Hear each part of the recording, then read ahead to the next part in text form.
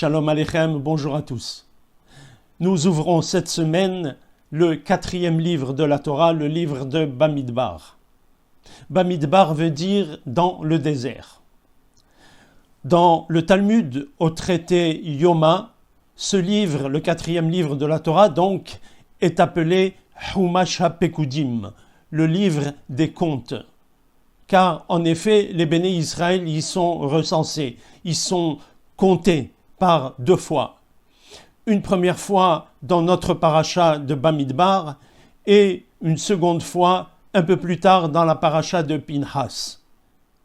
Akadosh Baruch Hu, dans notre paracha de Bamidbar, demande à Moshe Rabbeinu de faire le recensement des béné Israël pour voir combien ils sont. Et, selon Rashi, Akadosh Baruch Hu, après la faute du veau d'or, a voulu connaître le reste, le total de ceux qui restaient après qu'il eut fait mourir les responsables de la faute du veau d'or. Mais Moshe Rabbeinu ne devait pas compter l'ensemble du peuple. Le recensement concernait toutes les tribus, sauf la tribu de Lévi, nous verrons tout à l'heure pourquoi, et les personnes qu'il fallait compter, c'était les hommes, uniquement les hommes âgés de 20 ans et au-delà. La Torah nous donne le résultat de ce recensement et nous connaissons exactement le compte de tous ceux qui ont été recensés tribu par tribu.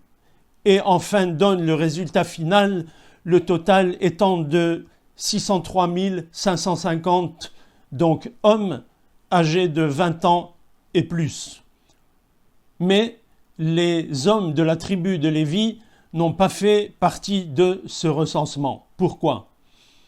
Parce que Akadosh Baruch Hu les a choisis, les a désignés pour qu'ils fassent le travail du Mishkan, le service dans le temple, car pendant toute leur pérégrination dans le désert, à chaque fois qu'il y avait une halte de la marche des béné Israël, eh bien, il fallait par exemple remonter tout le Mishkan, tous les ustensiles, et chaque fois qu'il fallait repartir, il fallait tout redémonter et tout transporter.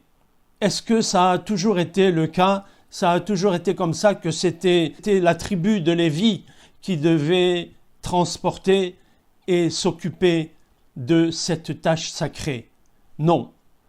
En effet, au départ, Akadosh Baruch Hu avait désigné tous les premiers-nés de n'importe quelle tribu pour faire ce travail.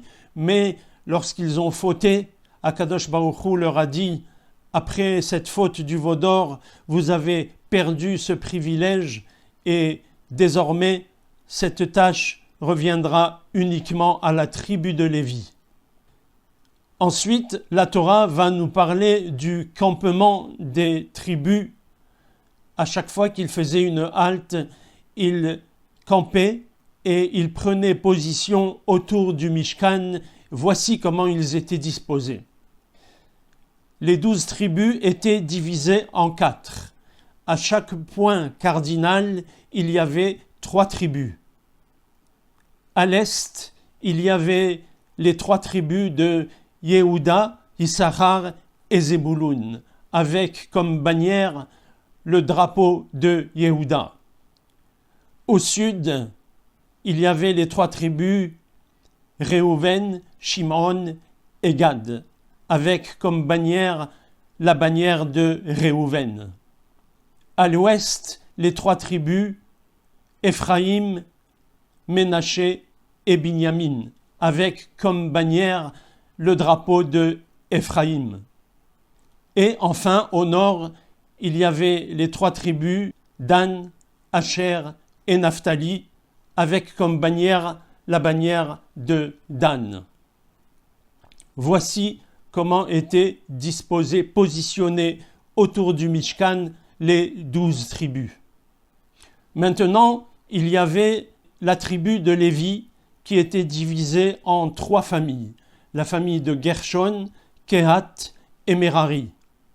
Et ces 3 familles, elles aussi, étaient disposées autour du Mishkan, mais plus proches du Mishkan que les autres tribus.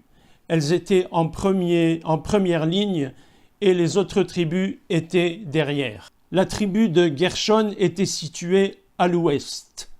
Ils avaient comme responsabilité toutes les tentures, les tissus et les cuirs du Mishkan.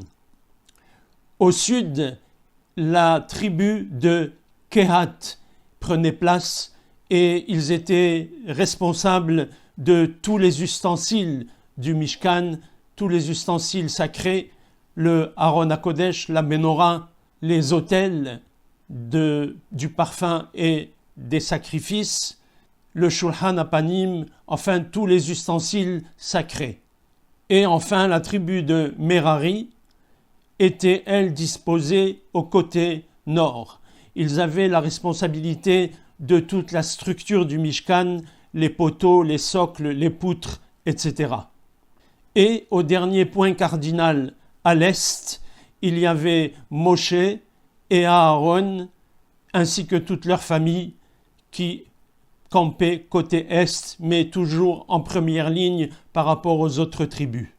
Akadosh Baruch Hu a demandé à ce que la famille de Kehat soit recensée différemment des autres tribus, qui elles étaient recensées, comme on a vu déjà, de 20 ans et au-delà.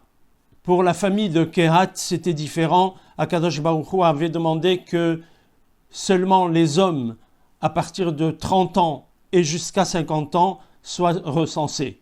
Pourquoi cette différence? Parce que la famille de Kehat, comme on a vu tout à l'heure, avait la responsabilité de tous les ustensiles sacrés et ils avaient notamment la charge du transport de tous ces ustensiles et ils ne pouvaient les transporter que sur leurs épaules. Ils ne pouvaient pas utiliser ni les chariots ni les animaux pour cela.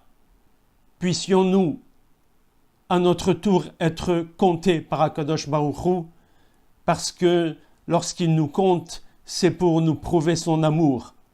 Comme le dit Rashi à propos du premier verset de notre paracha, Mitoch hibbatan mone otam kol sha'a.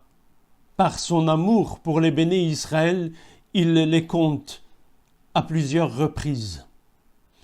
Hachem nous aime et n'attend de nous qu'une seule chose, que nous revenions vers lui, comme un parent qui attend la porte ouverte, que son enfant revienne.